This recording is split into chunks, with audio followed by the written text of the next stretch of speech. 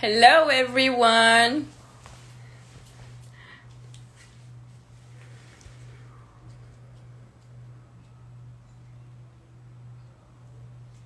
Good morning. Good evening. Good morning. Nonsense. Good evening, everyone. Happy Saturday night. So, I'm waiting for Lorenzo to join from Italy. Lorenzo, où es-tu? Oh yeah, good question. So it's about the voice. The voice vibrations. Yes, you can enter. Go live with Lorenzo. Yes. Okay, so I invited him. Hello, everyone. Good evening. I'm happy to see you here. I'm Adélina. Nice to meet you for the one who doesn't know me. So I'm just reading the title and resonates in a yogic perspective. Hello, everyone. Hi, everyone. So I need to pin it. Oh. How can I do that? Pin comment. Yes, so everybody can see what we're talking about. Hi. Hi, everyone. I'm super excited to introduce you to Lorenzo, which is a very precious friend of mine from Italy. He's a yoga teacher, and I really felt in love with his voice. Because you can really go and travel in other words. So I'll let you introduce yourself, Lorenzo. Go ahead. Thank you, Adélina, and thanks Adélina and the Amazon Parisienne for asking me to come here and just tell a bit about myself and how I discovered my voice and the relation with my voice and how my voice changed during the time. I'm Lorenzo, I'm from Italy, and I'm a performer, a yoga teacher, and I'm in love with what the voice and the body can bring to a different level, to every kind of level. So that's what we're going to discuss tonight with Adélina. And I hope this is going to be interesting for you and understanding how something more about the voice and something more about the self as well. Yeah, so let's begin with definitions. So what is to you the voice? What represents to you? What is it? This is definitely the voice for me. What if I can describe the voice with one word, could be vibration. It seems an easy way to describe the voice, but it's actually not, as we don't take a lot of effort to understand what really the vibration is. So for me, the voice is starts with vibration, and it becomes a whole thing with the entire body, with the self, which means physical. That's Lorenzo. And psychological, so on many different levels. We lost you for a bit. Can you just I'll recap the last tense. Okay. I was just saying that for me the voice starts from the meaning of vibration, which we'll discover later what vibration for my study is, and but at the same time is a way to explore. It's a way to explore the self on a physical, emotional, and psychological way, which is always a source of great awareness and understanding about the self and about what the surrounding is as well. Okay, so you are a dancer, you are a contemporary dancer, you are a yoga teacher, and more of everything, you are a performer, and you approach and you get interested into the voice so you can perform through your voice. And how this started? What is the story about this? How you get close to this kind of, interest, which is not that common, unless I want to become a singer. Not everybody really approaches that path, or yeah, it's not usual. So what brought you there? Well, probably you don't know this, but before becoming more of a dancer and a performer, I was training more in acting and singing. So that's where my path on the voice started, and I since a young age I started to sing, and I love to sing. So do I. Yeah, you know. But at the beginning, I met teachers and I met people that obviously worked on the voice in different ways and different levels. But since my first singing lessons, my singing teacher, which I'm happy to share her name because is a big part of yeah, please go ahead. Laura Evangelista. Okay. And sorry, if you hear noise, this is my cat jumping around. Since the first lesson, she noted that that my voice has something strange. Ghosts. You see the cat? Yeah, saw that. Sorry. No, so it was strange. Your voice was strange. What was that? Strange, and I was very young, so I didn't have the knowledge and the awareness of what was going on inside. And she said to me, "Oh, I think you have probably some issues on the vocal folds," and I was like, that came across as a big shock. Also because one of my only way to express what my feelings and my emotion were. So it's been harsh, but at the same time, that's where the story begins. Okay. Understanding what caused the nodules, what was behind the nodules, and what was behind the illness, if you want to talk in that way, you know.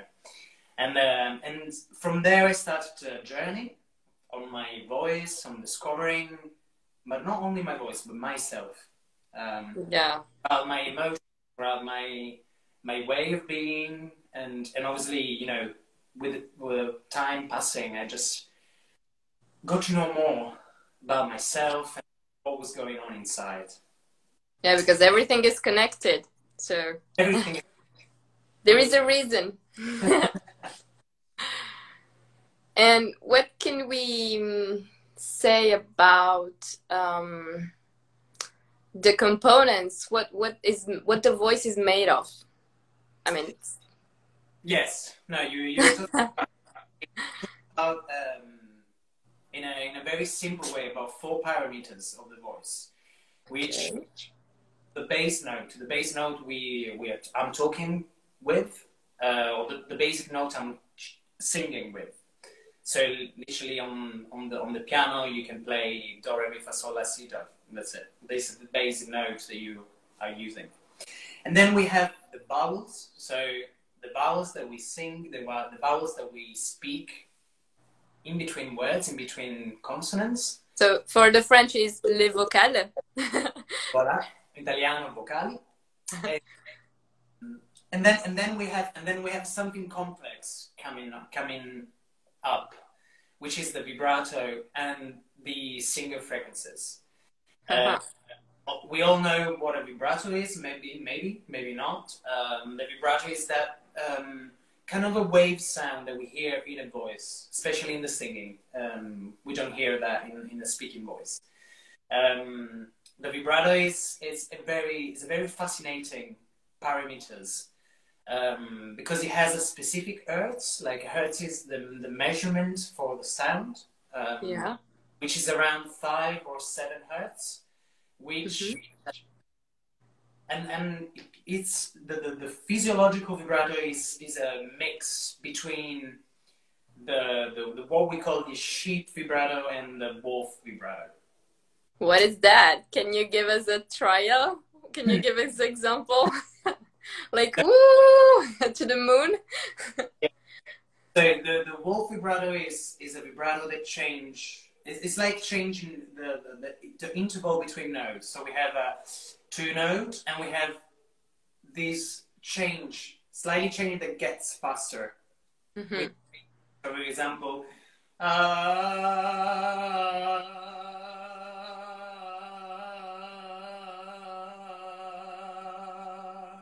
yep. So we get this kind of wave sound that gets faster or can get slower. Like it depends. It depends about many. Wow. Okay.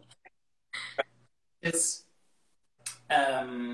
which is made by the muscles around the vocal folds, and it's basically like a sheep. So it goes. Yeah. So the combination of the two gets physiological vibrato, the one that brings emotion with it. So it's possible that we use either one or the other, or all together. It is possible. It is possible. Okay. Let's say the functional physiological vibrato is a mix, a combination of those two. But in many singers, in many people that sings, you can hear many different types of vibrato, which can be true or false. Interesting. You can see, for example, there's people doing it with the jaw,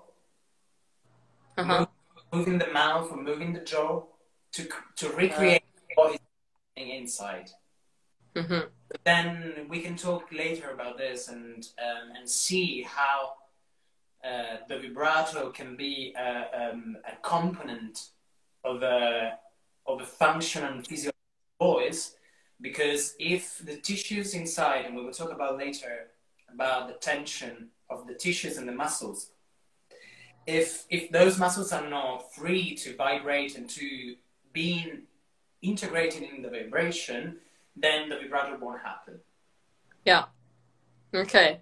A lot to take on board, but it's very interesting.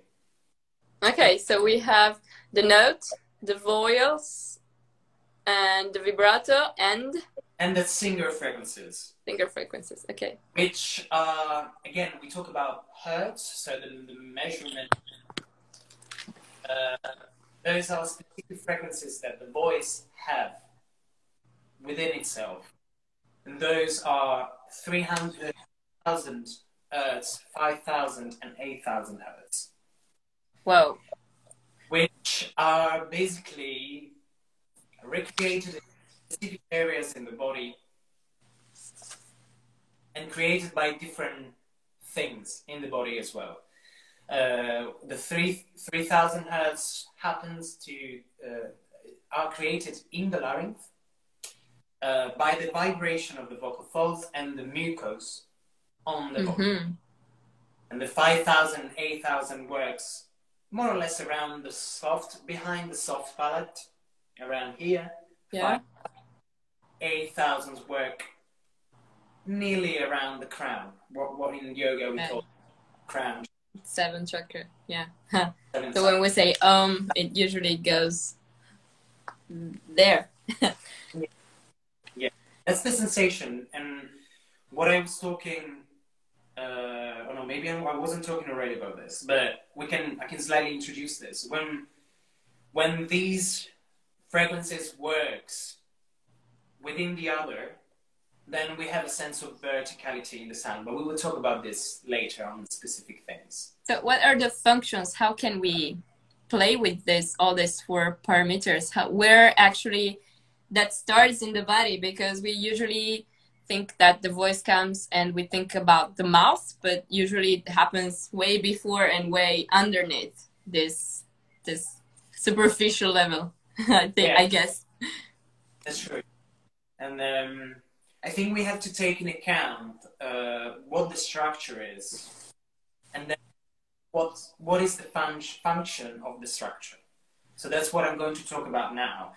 So starting from the structure, we have in the body we have we think we have the diaphragm, and we have only one diaphragm, but in the studies, we can acknowledge that we have many different layers and many different diaphragm, which are basically muscles positioned in an horizontal way. So if we allow these chain of diaphragm, which obviously include the diaphragm, the solar plexus and the diaphragm, but we have many different others, soft palate, the base of the mouth, and then we have the vocal folds itself, which are horizontal, and then the pelvic floor, and then we can look at the feet. So we have many different layers on this path of talking about chain of diaphragm. And then obviously from talking from the structure in function, we can analyze and we can look at the chain of diaphragm from different points of view. Some when we were talking earlier about the tension of the muscles, we can think that if those chains are tense and the attitude is of a protection, is protective for the body, then all those muscles will tense up, will bring tension and pressure, obviously. So it won't, the muscles itself won't allow the vibration to flow, to grow, to rise.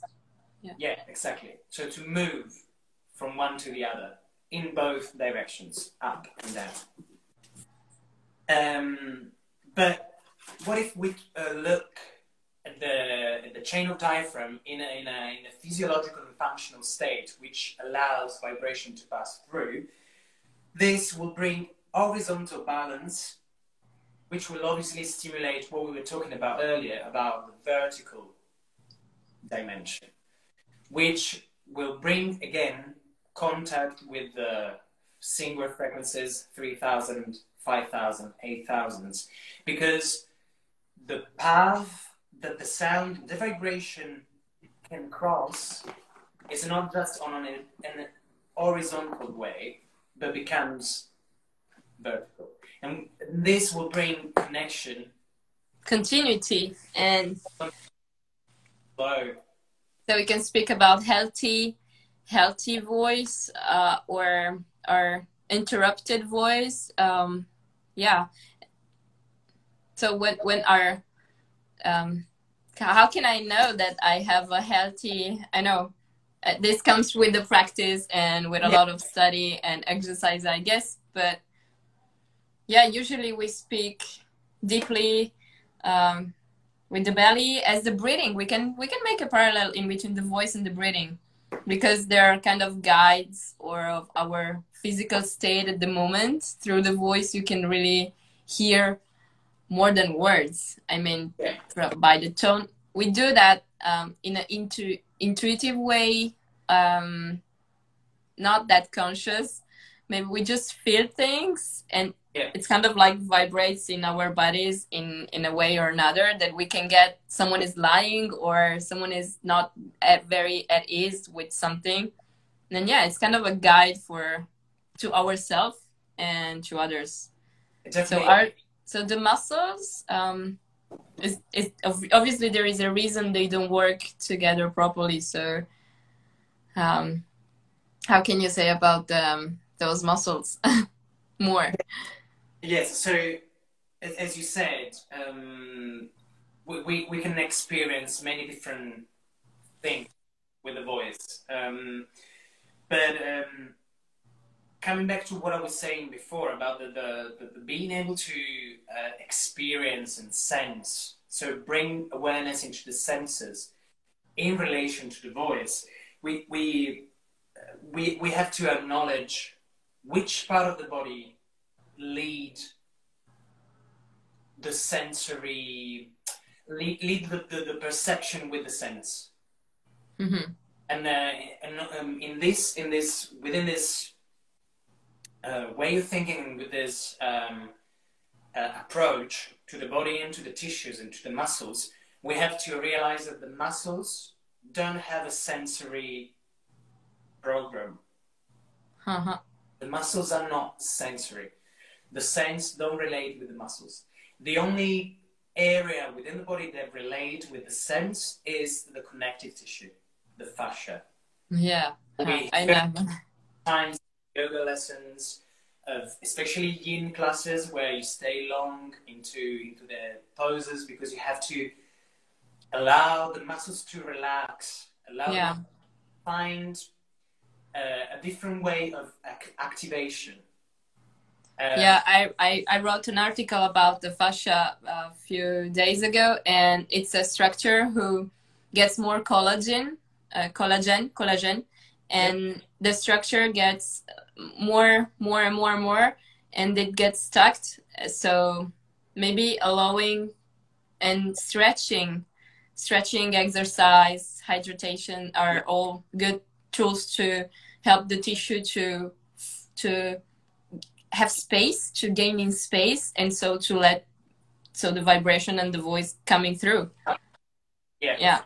Wow. This is very nice. That's a very nice parallel, actually, because then from this point of view we can start to open other points of view. But I think it's very important to understand what brings a deeper awareness and deeper sensory awareness into the body, and that's the fascia again, because of what you were saying exactly. So the quality of the tissue and its quality of from jelly state into a different kind of state, and the possibility of elongation, but at the same time is it works in a very fascinating way, the fascia. And what I wanted to say about this is that we have to change our way of acting, and from here we can talk about living away the acting and start being, and that's the truth. So if we talk about sensory, if we talk about sensing, perceiving, we have to let go of actions to give the space for a being to be. So I can't really say that I can take control on my voice. Like, I mean, I can. How can I practice and take it under my control or under my willing? I don't know. How can I do that? I think it's in the especially in the singing method I've been training, and I'm still training. There's always a big debate about which words we use.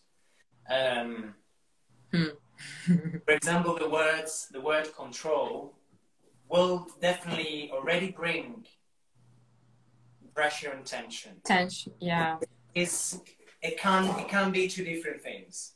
It will be the same. It will be part one or the other. And from this, it's again very interesting because we work. I don't know if you know about the nervous system, but we have two different types. And if you're a yogi, you probably heard about the parasympathetic and the sympathetic nervous system. Yes, we did. Those two work together. But when one is working, the other one is not working. Like a polarity. There is a polarity. Yeah. Polarity. So the sympathetic is the flight or fight, as we call it in a yogi perspective, where the action is completely present because of survival, because I have to escape, because I have to escape from something, physically and emotionally or psychologically. Yeah, and it comes from the very basic first chakra. It's all there. It's not about the root. It's not about where our primary self starts. And then we have the parasympathetic, which is the opposite of rest and digest, which in this case, in this perspective, we can allow the connective tissue to activate and to bring a different state of awareness and sensory balance within. And that's why I was saying that the words are very important. Facts. Because, Yeah. because our mind and our nervous system acts in relation with the senses.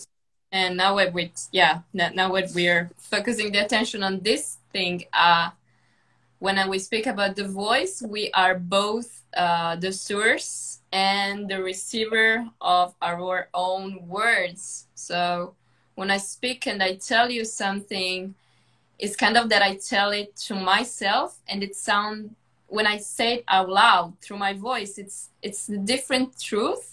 And it's, on one hand, I can, something when I'm not happy and I need to tell this to a friend, and I call you and you need to do my blah blah blah just to get it out, to digest it.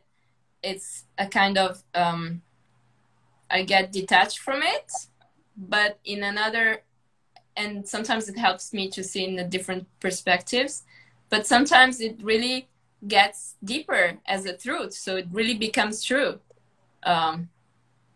in a way. Yeah, that's true. That's true. And it's a circular. Yeah. Yeah, it's a circle. So everything that you it has a specific name. It's called the law of attraction. So Yeah. what you repel, what you pushed away, that will come back even stronger. So, and we see that in the philosophical yogic perspective. We hear that in the yogic world. They talk about shadows, and if you want to talk about this, about the I've heard about that. Yeah. Shuddha chakra, we can talk about the lies. So the Shuddha chakra, the throat chakra, are the lies. And obviously, as we said, all the body is connected. So the manifestation of the self from Muladhara, the first chakra, will become emotion into the second chakra, and they will come up to the Anahata chakra, the chest, the heart, where we'll find expression within love and compassion and gratitude. But if this doesn't happen, then the block into the heart chakra will become a block into the Vishuddha chakra through lies, because I'm not able to speak my truth. And it comes from past life and past situations, events, and trauma just gathered into the body, which is kind of a protection in a way, as you said before, but it's still a trauma and something that's locked. And it is. And I think our journey of knowledge and awareness is to bring awareness to those shadows, accepting the shadow within my personality. Obviously, that will be there. You can't change, but you can't change that aspect. But you can understand how to work with it. Yeah, and accept with love and compassion what your body is, what your nature is. The true essence. For your nature, you have to acknowledge your true nature. That's it. Yeah. And as you said before, the words counts, and whatever you say to the others, so which words you use, the content, but the shape you give to the words. So the the modulation. I don't know how to say it. There are different weight and tones and vibrations to say the same word. So I can say I love you in a lot of us maybe, it's kind of turns outside lights. It's the sound of the rain. Love it. Sometimes I'm sure everybody lived this experience, to say and to hear a word, even I love you, in a very different ways, like different colors. And sometimes you hear really the vibration into your body. It's very physical, and it goes really into your heart. Sometimes it's like a shower and go through all the body. Sometimes it does nothing at all, because the intention, the sense, the color, you didn't put yourself in it, and it really makes a difference. It does, and it's we can detach what is we can detach the physical body to the emotional or psychological body. We are a whole thing. We can change our emotion, and we can expect our physical reaction to be different for what the psychological is, unless we're saying lies. Yeah. Which is, again, it's understandable. It's a way of protection, as you said. Is a way of allowing the fear of rejection, is allowing the fear of not being included or loved. But we have to understand that, as I said before, the law of attraction exists for real. So if we push away something that we didn't acknowledge and we didn't nurture with love, then that will come back. Now or later, it will come back. So it's important to give yourself time to understand and to observe. And that's what and that's why we all know that the meditation and the yoga practice is very important, especially in this in this period, in this historical period, and in our life, which is always so fast driving, and it's so demanding as well. We don't have the time anymore to just look and just sit and observe what we're really feeling. What am I feeling? Yeah, and sometimes Body feels a block. Yes, it is. And the ability and the practice to stay and listen, it brings so much more. I don't know if you can say that in English, but I did the not Shavasana, but the Vipassana in India, and 10 days in silence, it was a thing. So yeah, the coexistence and the importance, exactly like in yoga. So we practice, but we need to digest and to integrate into the body the asana we did. So the Shavasana becomes very important. Yes. As well as in speaking, the coexistence of silence and poses are super important. And yeah, it's like music. If it's balanced and yeah, do you think we can challenging question. Go ahead. Do you think that we can say more through our voice, or silently, or through silence? This is very interesting. I think we will definitely talk in two different ways. So, I mean, in this way, with different shadows, in a sense. Definitely the non-verbal way of express yourself is still a big part of the expression. So the silence doesn't mean that we cannot express what we feel, what we hear. But definitely, I think I don't know. I think it depends which kind of person you are. If you are if you are more of a listener, or if empathic, yeah. And then there can be a lot of messages into the voice, into the speaking, and through the silence. But it depends how are you able and how you want to hear from that.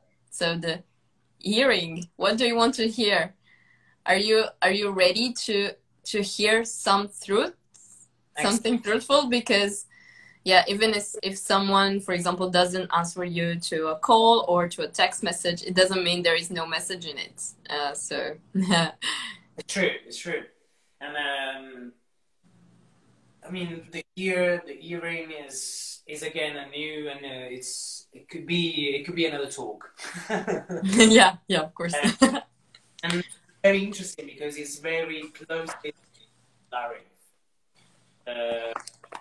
Those So, are the earring and the larynx and the phonation work very closely together. Because well, in Germany, in the Lichtenberg Institute, where I trained and where that's where I've got all of this knowledge about the voice and the physiology of the voice. They say about the earring and the larynx as own entity, as they talk about them as they could have their own life within the organism. And it's very interesting because they say that those two help regulate the entire organism. And it's kind of also influenced from the environment, not only from your personal past experience or willing or intention, but yeah, it's kind of truth. Definitely, because we can talk with this about two types of earring. We have an out and how can I translate this? We have a hearing that goes into the outside, and we have a hearing that goes into the inside. And as in yoga, so the yoga. Perception from the inner body and what's around. Yes. And our body is just a layer, just a tiny pellicula, or yeah. Yes, but it's true. But you find, I don't know if you have a look at what the ear inside. Yeah. You have this channel, which is in Italian is condotto uditivo. Yeah. Which goes from the conduit auditif. Auditif. Yes.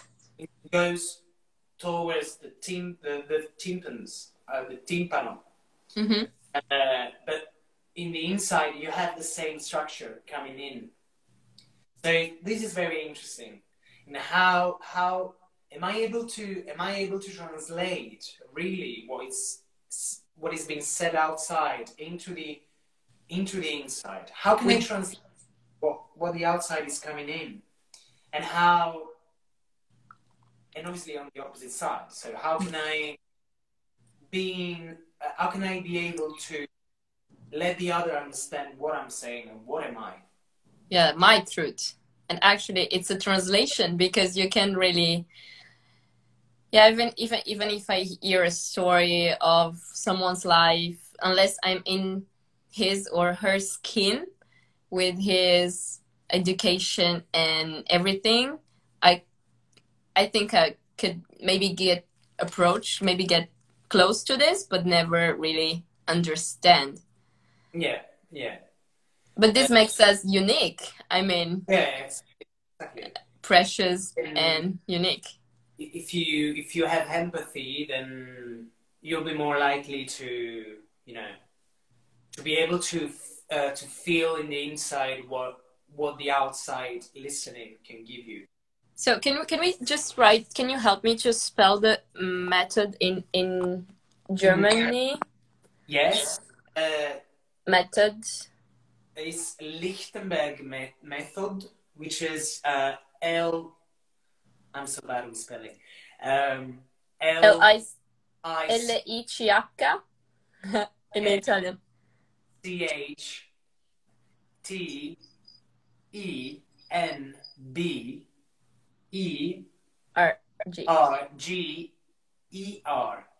Lichtenberger. Lichtenberger. Okay. Here we go. Yeah. Okay.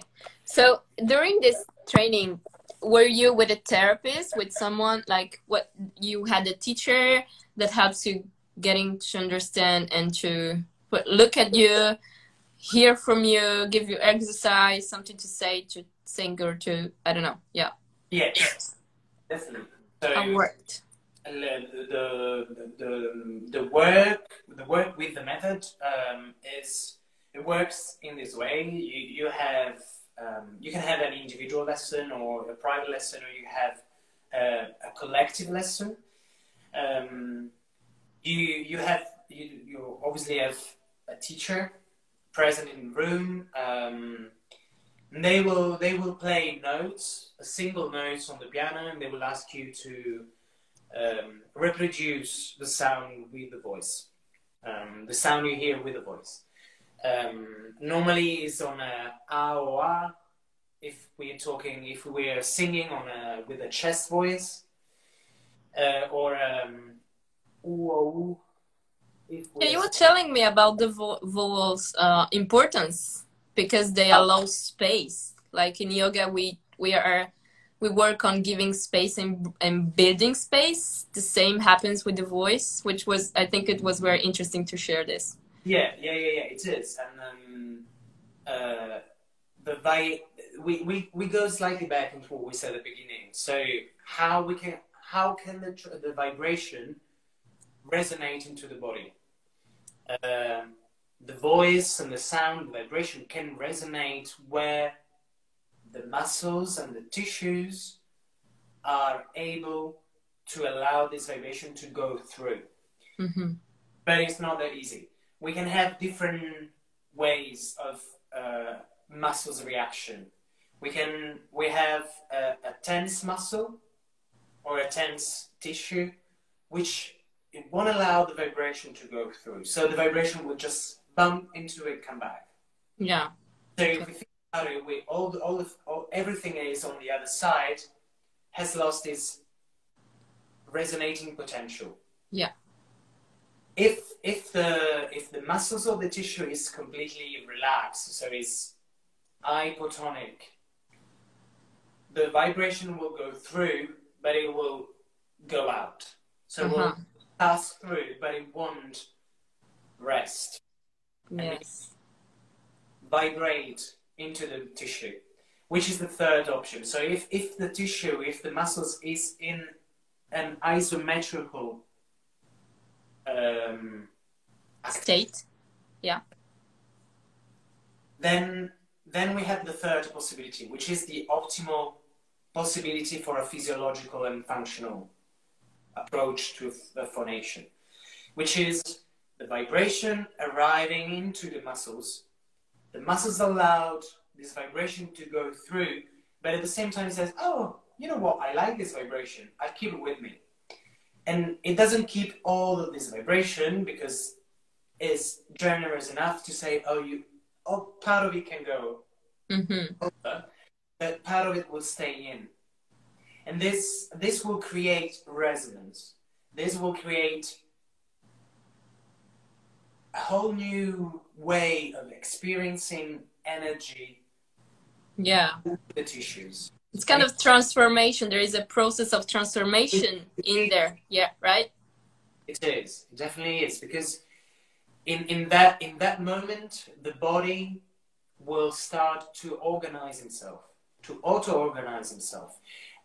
Because as the institute and the method said, the sound has its own entity and identity. So if I'm able to let go enough of the protection state, of the fear of judgment, of the fear of not being enough, but just really being able to observe and being in an introspective kind of attitude, then this will help literally the energy to auto-organize itself. And obviously from this we can open the therapeutic aspect of it. So how can the vibration can be therapeutic? And it's very interesting. As the yoga, as everything that has an introspecting, that looks at the inside and not at the outside. So in the very interesting fact about the method in comparison to other singing methods is that it doesn't look at the we're not looking for a specialized orientation towards the outside. So Yeah. we Okay. look at something specific on the outside. It's an organic and holistic way to get through it, and just allow to flow. Yeah. It's definitely it can be holistic. It definitely is a way to bring awareness. Mm-hmm.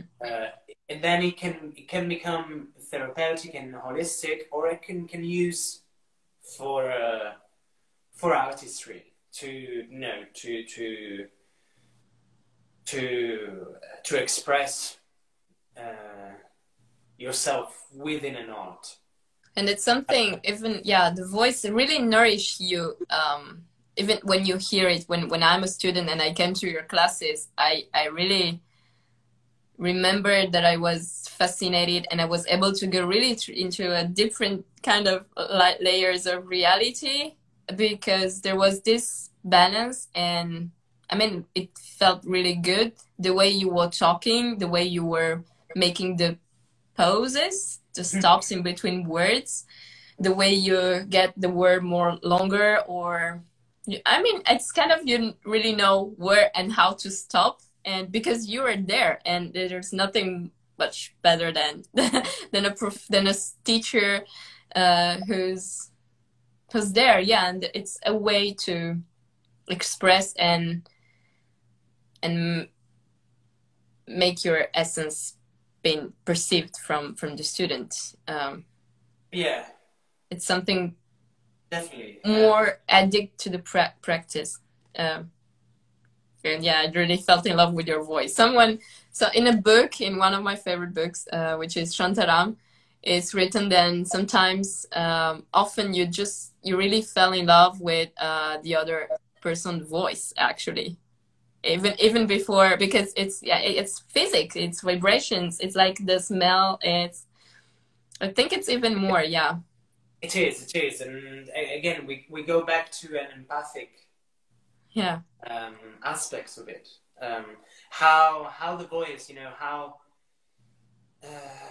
not only the voice, but everything in the union within the body is how can I be empathic, or not only, or not really, how can I be empathic, but maybe can my body being empathic with the rest, with what's surrounding me, and again, also the student that feels what you were feeling is probably because you were in that you've been able to open to receive it. Yeah, exactly, and you were in the moment as well, because if you felt that sensation, that means that my vibration, that my being has been able to touch yours. But that would have been possible if you weren't empathic, or if you weren't open. Yeah. Yeah, something we don't really pay attention, and it's very interesting to. And it's also, this leads to another very interesting thing that sometimes I question myself many times, as well, going to yoga lessons or going to singing lesson or dance lesson or whatever, is always, when sometimes, maybe it happens to everyone, when you go out of a class or a lesson and you just don't feel accomplished. You don't feel completely, a Buddha state. State, or a happy unicorn jumping around. But I think sometimes we have to acknowledge in which state we arrived and in which state we are going away. Was I in a state of opening, of surrendering? Was I in a space of security within my body? because I believe you can find a sense of security also in not an easy situation, let's say. So I think it's very interesting to take this in account Mm-hmm.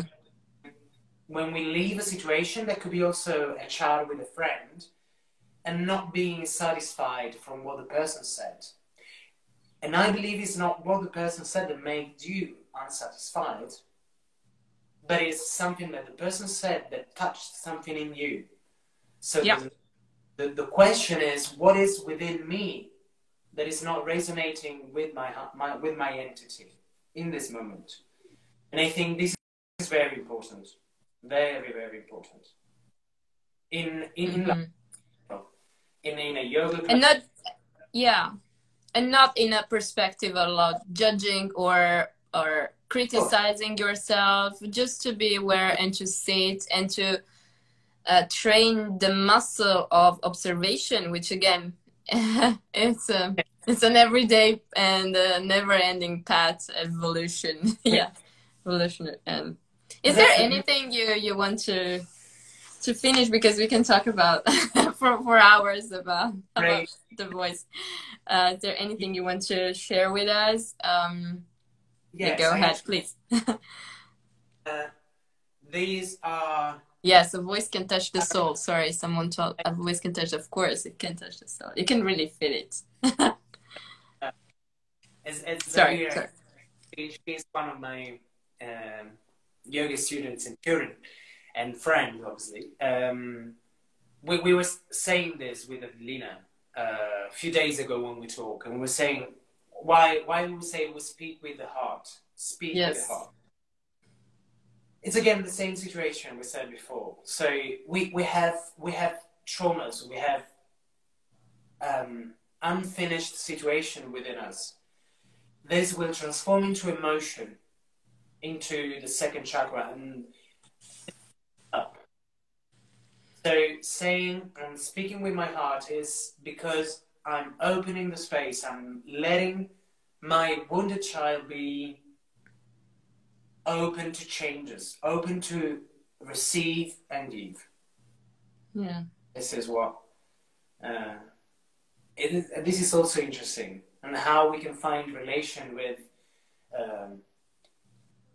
sentences like speaking with the heart and a psychological or philosophical approach. But I know that very deep, very deep, very deep. So I was saying, cutting shortly, I want to give you, to the people that followed us tonight, some sentences that I received during my training in the Lichtenberg Institute with the Lichtenberg method. And I will write them as well, because I think those are sentences we can keep thinking of, and maybe also keep thinking with in different times of day and different days, and see where those sentences resonate in our body, and how this will bring you. So, take notes. First one is to accept the state of not knowing. Whoa. And to accept the state of not knowing, and not another word, because it's about accepting. It's about accepting what you don't know. And it's about finding that innocence of a child that sees something for the first time, and it's astonished by what it's seeing or what it's feeling in specifically for this. Number two is to overcome the state of not doing. This is powerful. So how sometimes in a yoga class we open with it, with the teacher saying, "Oh, hold chaturanga for like 1 minute." You just say, "Can I do this? How can I do this?" You can also think, let's say, we can, with the staying in a situation, in a thought, in a perception, we can overcome the interesting thing, and what will bring us to the next step is to overcome this sense of frustration for the impossibility to move, which could be the movement, or we could be a thought. Let's keep going. Third, to support the state of not feeling. Yeah, to support the state of not feeling. Yes, detachment. Other Detachment, but also for a craving, not craving, right? But especially for the voice, this could be because when the system works in auto-organization and through a physiological and functional approach, nothing appears. The sensation is nothing. So sometimes we always expect, and we don't let happen. Exactly. Next. Doesn't mean that if we don't feel something is not happening. Yes, it is true. How many times in a child pose you're like there and you say, I don't feel nothing, but your body is. Your body. I admit. I confess. Sometimes it happens in all asana. but yeah. But the body does. Yeah. So, fourth one, I think is the most powerful one, is wait without thinking. Whoa. What is without thinking? Which can, again, is patience. Being patient. So it's again the talking about giving and receiving. And trust, I will add to this. Of course. Just believing in more. Yes. But especially for this sentence, I think for me it refers a lot to the receive. I have no idea when I will be able to receive something. But if I'm open, the moment I receive something, that will be bigger. I'm afraid that somehow will stop on his own. Very quickly, last two. Okay, just say that. To experience the potential of changing. Okay, well. Experience the potential of changing, and the last one is to connect the wonder or the astonishment with the recognizing. Mercy. Yes. So for the last one especially is to find the connection between the ecstasy of feeling something new and being able to say and being able to observe, being able to say, I take a moment, I observe what I experienced. And a contemplation, maybe. Contemplation. Yeah. Because of the phenomenon of impermanence. So anything lasts. So I Whoa. live with this. This is so much for a Saturday night, huh? But hopefully the live will stay available for 24 hours. So on Sunday, I hope people will enjoy, will take notes, and there's a lot to think about. I'm so thankful that, you can contact Lorenzo Nocentini on Instagram or Facebook. Or maybe you can ask me, I'll give you the contact. And I will thank you everyone who followed us tonight. Thank you. Being brave and courageous. Yes, especially in this last weekend for us closing in the house. So just enjoy, and I love you so much. Thank you for sharing everything. Me too. Thank you for having me. See you soon. So see you soon, and thank you everyone. Bye bye. Bye. Ciao, arrivederci.